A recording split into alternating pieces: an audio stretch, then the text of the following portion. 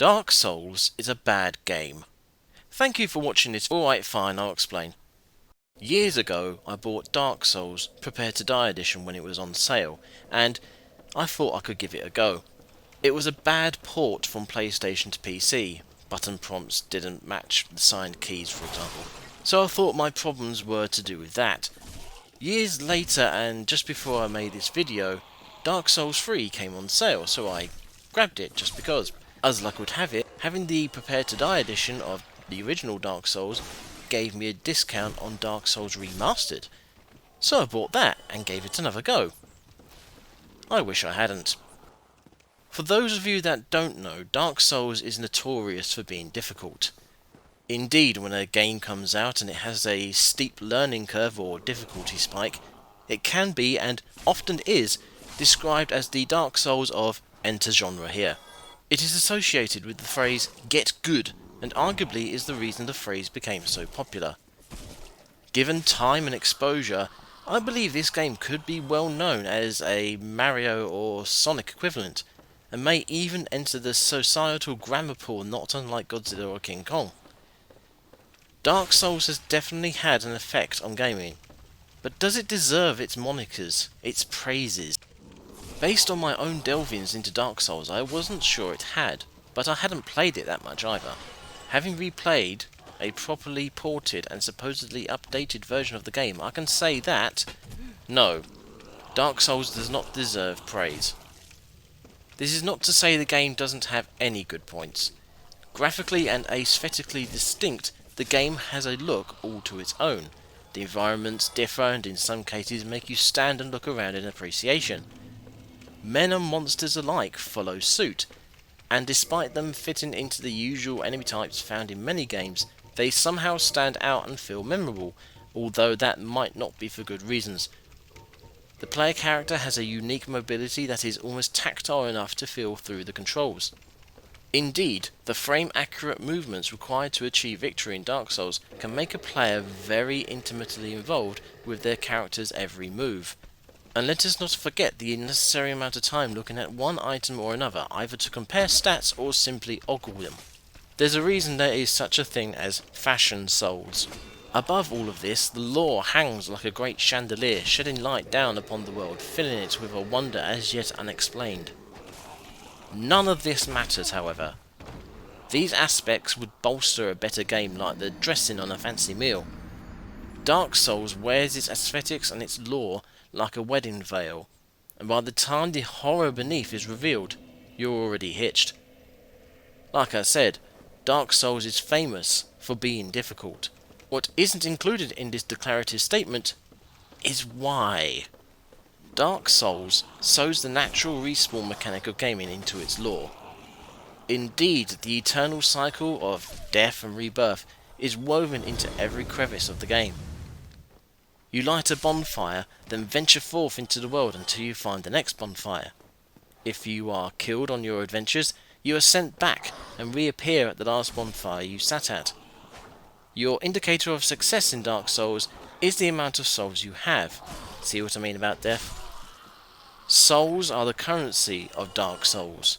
You get souls by dispatching enemies or finding stashes throughout the game. But, yeah, dispatching enemies mostly. Souls are used to buy items, upgrade weapons and armor, or to level your character at a bonfire. Every time you return to a bonfire, either by choice or by force, every enemy you have knocked down gets back up, creating a balanced act of zone progression and self-management. When your enemies dispatch you, you drop your collected souls on the ground. If you want to get them, you have to go back and get them. This is the initial, shall we say, soul-crushing aggravation of the game. Dying on your way back to get your accumulated souls, thereby losing them all. This wouldn't be so bad if not for two problems: variation and bugs. Dark Souls reminds me a lot of the World of Warcraft, except worse. The World of Warcraft, or WoW as it's known, has respawning enemies and players, and paths and areas to traverse to get to bosses. WoW also has enemies that are consistent, performing the same attacks in the same manner, predictably so players can observe and learn how to deal with them. Dark Souls, on the other hand, isn't consistent, except in its inconsistency. Mobs jump you sooner or later than you thought, attacking whilst you're in the middle of another fight. Mobs attack completely differently, so you can't prepare for them. Some mobs use an untelegraphed FU attack, which is hard or impossible to avoid and can, and will, leave you helplessly defenseless. It's aggravating when trying to retrieve your souls, only to be taken by surprise by mobs you had just fought and thought you knew how they acted. However, these designed mob behaviours pale in comparison to the undesigned behaviours, the inherent bugginess of Dark Souls.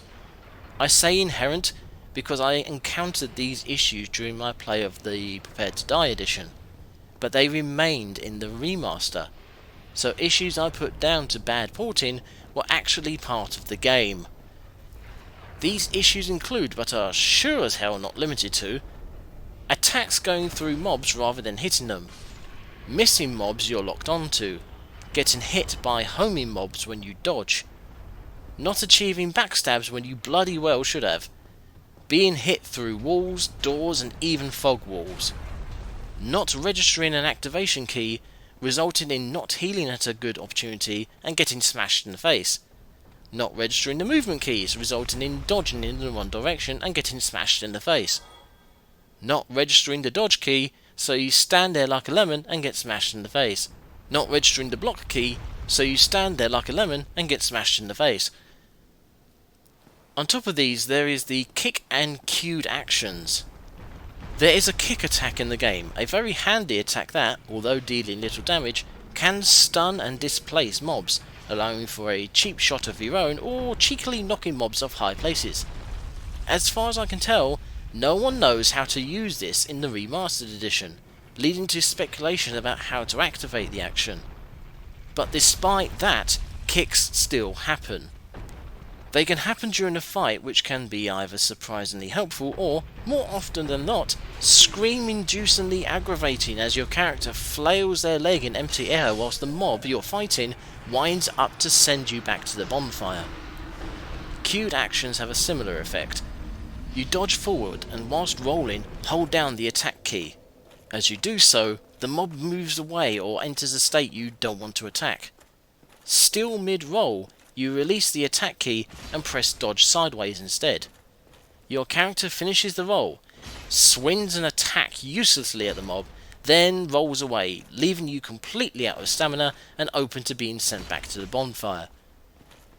This can happen with any combination of actions, resulting in events that can be funny but, you guessed it, are more than likely going to send you screaming back to the bonfire. If all this wasn't bad enough, enemy placements, well, they take the piss. Mobs hidden behind doors, around corners, in shadows, under ledges, or up top out of sight. You can walk into a room thinking you can see everything in it, only to be blindsided and sent back to the bonfire. What was the thing that hit me in the back of the head? I'm going to have to fight my way back and find out. Far too often you end up playing out the same routine. Fight your way through an area, get blindsided and sent back to the bonfire. Fight your way back to see what got you, get sent back to the bonfire. Fight your way back to see how it moves and how you might deal with it, get sent back to the bonfire. Then come back and try to deal with it, probably resulting in you getting sent back to the bonfire. Sometimes these particularly annoying enemies die permanently. Sometimes they don't. You won't know until you return to the bonfire. Bosses have the same problems as normal mobs, magnified to ridiculousness. You know they won't be easy the first time around, and you know you will have to come back again and again to work them out. This knowledge is not made better knowing you will have to fight your way through unpredictable, untrustworthy mobs. All you want to do is try the boss again, but you may not even get to them because of all the mobs along the way.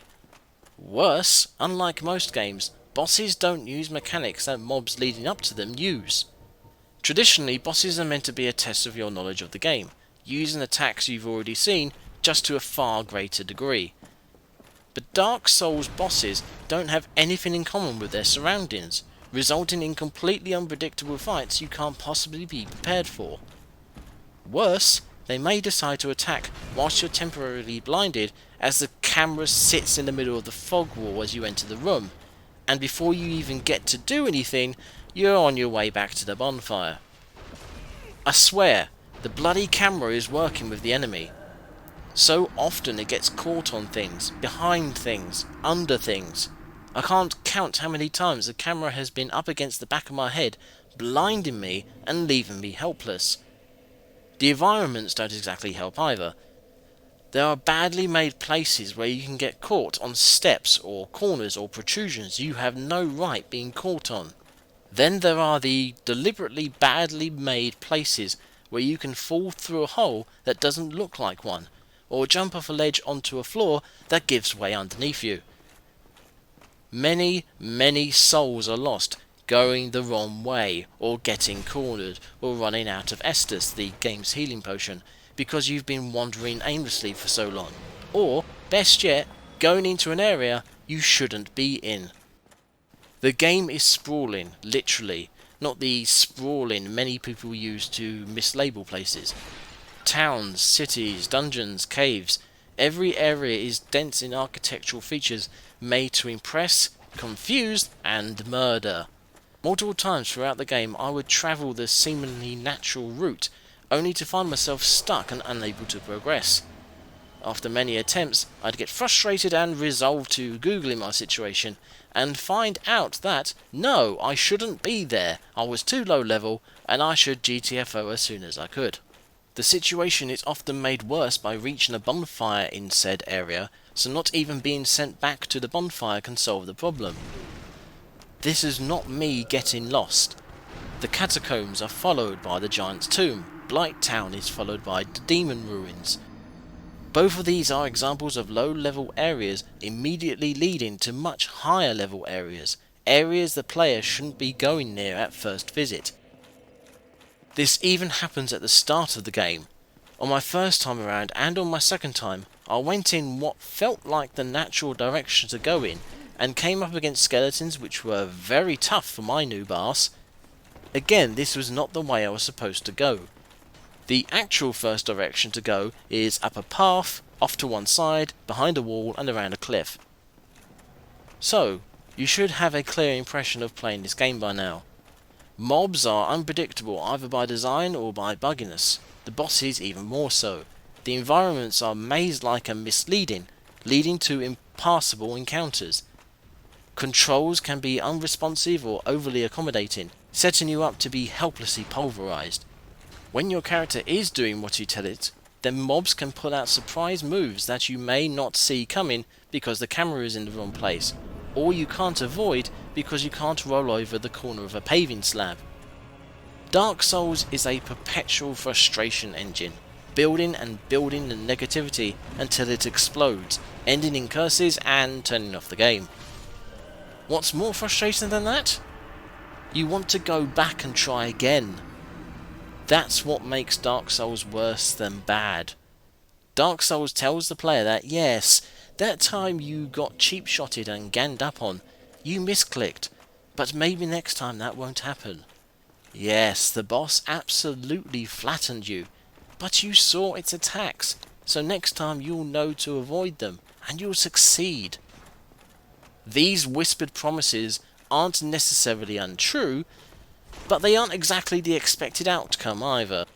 Dark Souls offers the high of success embedded in a crown of frustration and aggravation. Are the highs really worth it? In my opinion, no. And yet...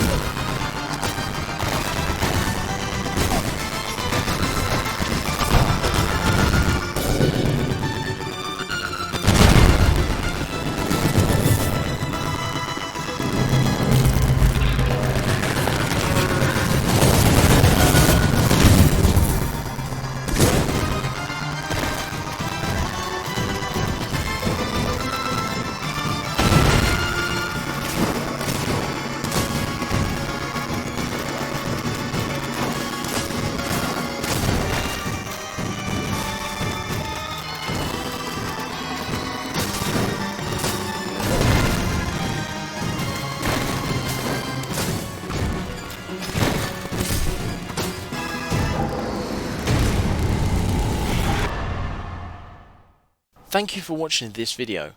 I wasn't expecting to make this, but I felt I needed to, if only to voice my frustrations about this game. I hope at the very least it was informative and will help you decide if you want to venture into the realm of Dark Souls, or not. If you like this video, you know what to do. If you want to give me money, I can offer you Lovecraftian Blinn from my Etsy store in return. Once again, thank you for watching.